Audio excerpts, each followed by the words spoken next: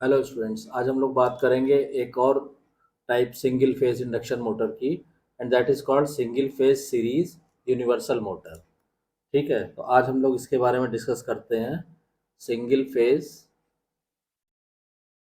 Single phase series universal motor. ठीक है, इसमें क्या होता है single phase series universal motor में कि the single phase series motor is a commutator type motor.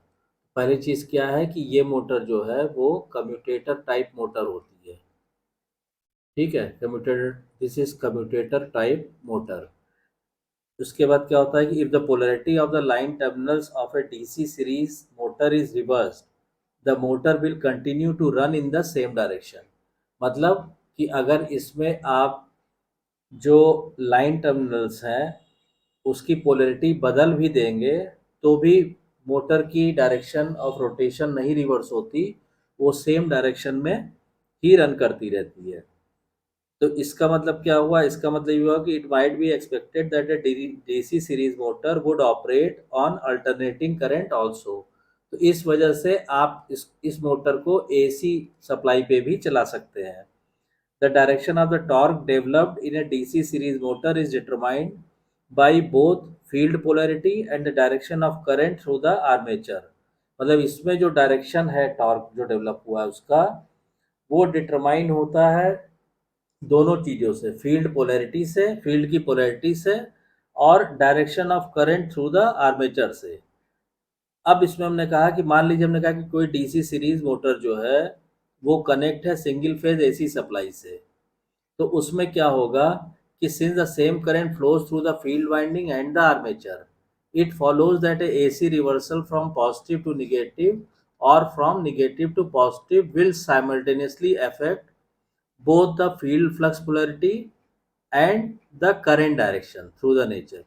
तो चूंकि अगर मान लीजिए एसी करंट से आप इसको एसी सप्लाई भी आप कनेक्ट करेंगे, तो चूंकि सेम करंट ही फ्लो कर रही है किसमें, फील्ड वाइंडिंग में और आर्मेचर वाइंडिंग में।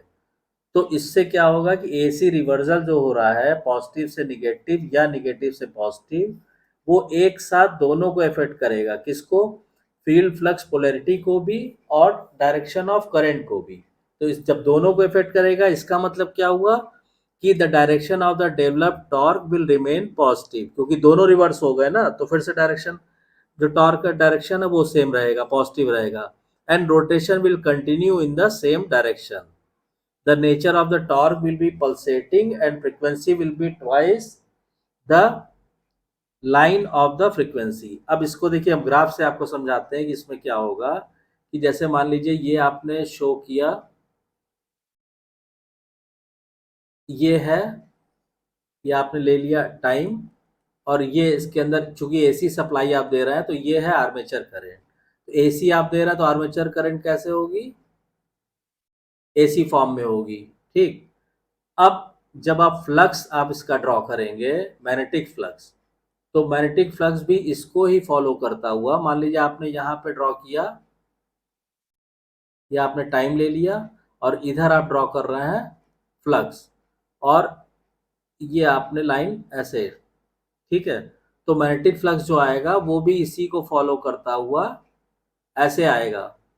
ठीक है, ये नॉर्थ हो गया, साउथ हो गया। ठीक है, ये हो गया। अब जब जो डेवलप टॉर्क है, जो वो आप जब ड्रॉ करेंगे, तो डेवलप टॉर्क जो ड्रॉ होगा, चूंकि अभी मैं आपको बता रहा हूँ, देखिए ये मान लीजिए हमने कहा यहाँ हम ड्रॉ कर रहे हैं डेवलप टॉर्क, ये हो गया आपका, यहाँ पे हमने लिखा torque T, this is torque.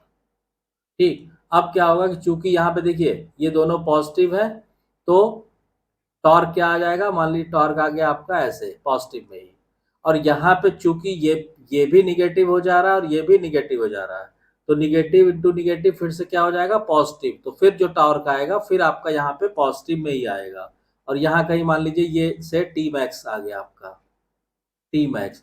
तो चूंकि सेम जो सप्लाई करंट है वो जा रही है फील्ड वाइंडिंग में भी और आर्मेचर में भी, तो इसीलिए जब करंट आपकी पॉजिटिव से निगेटिव हो रही है, मतलब यहाँ पॉजिटिव है, ये निगेटिव है, तो जब इस पॉइंट पे करंट रिवर्स हो रहा है तो इसीलिए इसी पॉइंट पे फ्लक्स भी रिवर्स हो जा रहा है, ठीक है, और आर्मेचर करंट भी रिवर्स हो जा रही है। तो जब ये दोनों रिवर्स हो जा रहा है, निगेटिव में आ जा रहा है, तो फिर ये निगेटिव निगेटिव होके आपको जो टॉर्क डेवलप हो रहा है वो सेम डायरेक्शन में हो रहा है, इसलिए मोटर जो है सेम डायरेक्शन में ही रन करती रहती है। ये है इसका बेसिक लॉजिक, ठीक है, कि मोटर क्यों सेम डायरेक्शन में रन करती है। ठीक, अब चूंकि ये जो सीरीज मोटर हम लोग डिस्कस कर रहे हैं, ये सीरीज मोटर दोनों सप्लाई पे काम करती है, मतलब डीसी पे भी और एसी पे भी।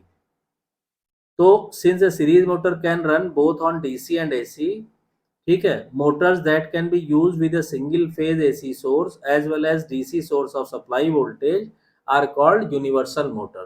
तो चूंकि ये डीसी और एसी दोनों पे काम करती है, इसलिए इसको हम यूनिवर्सल मोटर कहते हैं, चाहे आप इसको डीसी सप्लाई पे यूज कीजिए और चाहे एसी पे यूज कीजिए।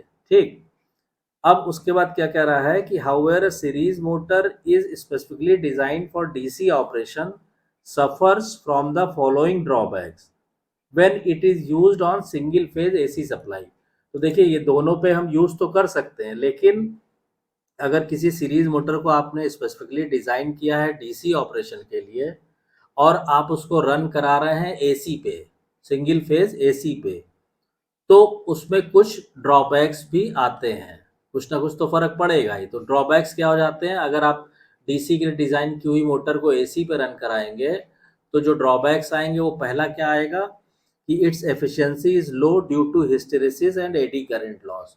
तो इसकी जो एफिशिएंसी है वो लो हो जाती है लॉसेस की वजह से, हिस्टेरेसिस और एडी करंट लॉस की वजह से जब आप इसको एसी पे रन कराएंगे तो इसकी एफिशिएंसी लो हो जाएगी। सेकंड क्या है कि the power factor is low due to the large reactance of the field and the armature winding. तो इसमें पावर फैक्टर भी जो है वो लो हो जाता है, क्योंकि आर्मेचर वाइंडिंग और फील्ड वाइंडिंग में रिएक्टेंस लार्ज हो जाता है, तो पावर फैक्टर भी लो हो जाता है। और तीसरा पॉइंट क्या है कि the sparking at the brushes is excessive. Brushes पे जो स्पार्किंग होती है, ब्रशेस पे जो स्पार्किंग होती है वो ज़्यादा होती है, दैट इज एक्सेसिव। तो आप डीसी ऑपरेशन के लिए डिज़ाइन की हुई मोटर को, सीरीज मोटर को, अगर आप सिंगल फेज एसी पे रन कराएंगे तो वो रन तो करती है, लेकिन ये 3 डिसएडवांटेज भी उसके साथ हो जाते हैं।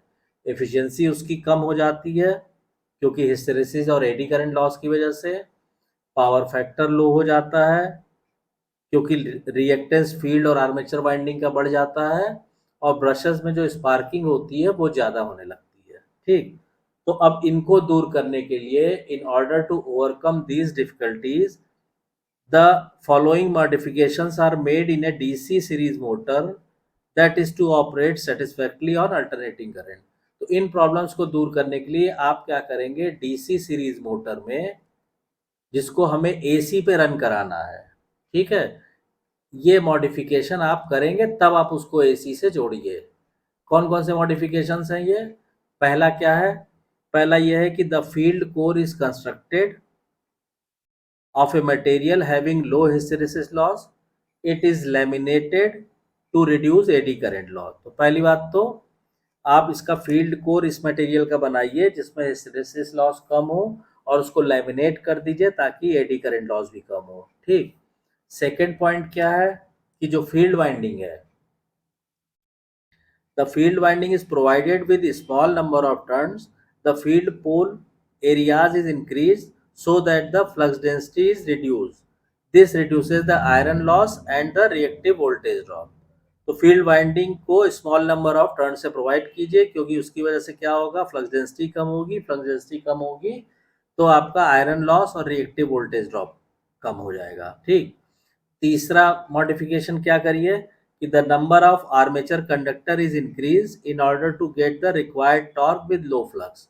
नंबर ऑफ आर्मेचर कंडक्टर बढ़ा दीजिए ताकि अगर ये नंबर ऑफ आर्मेचर कंडक्टर आप बढ़ा देंगे तो लो फ्लक्स पे भी आपको हाई टॉर्क या रिक्वायर्ड टॉर्क मिल जाएगा। और चौथा मॉडिफिकेशन क्या है कि in order to reduce the effect of armature reaction and thereby improving commutation and reducing armature reactance, a compensating winding is used.